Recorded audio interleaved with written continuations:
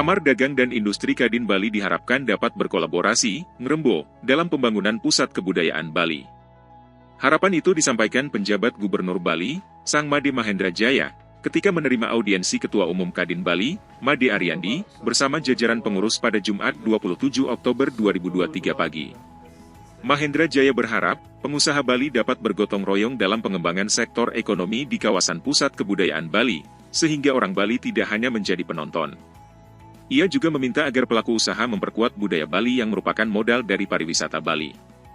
Penjabat Gubernur juga menyampaikan pungutan untuk wisatawan yang diberlakukan mulai 14 Februari, akan digunakan untuk penanganan sampah dan melestarikan kebudayaan Bali.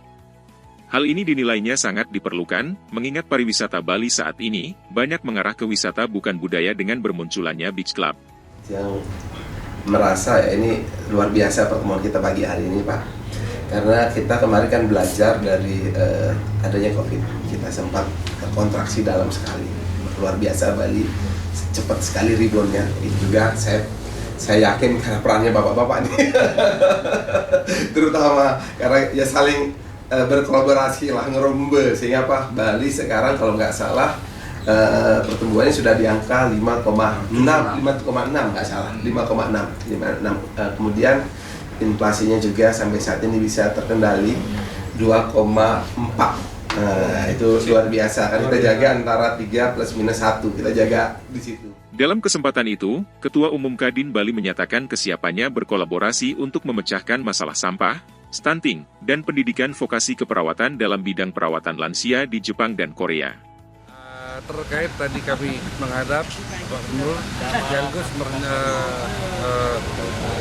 sharing atau melaporkan hal-hal yang sudah terjadi, salah satunya sampah, investasi, bagaimana PKB harus segera berjalan, Surya Pada Tower juga harus berjalan. Kami dari Kadin sangat siap mendukung proyek-proyek strategis yang dibuat oleh pemerintah daerah Bali, bagaimana ini tidak berjalan sesuai dengan schedule-nya. Mengingat itu adalah harapan besar masyarakat Bali, mengingat Bali akan menjadi destinasi, memiliki destinasi yang baru, yang unggulan untuk bersaing di kancah pariwisata internasional. Kami sangat senang, hampir 1,5 jam kita berbicara, diskusi padat sekali, banyak hal yang untuk kemajuan ekonomi Bali. Itu aja prinsipnya.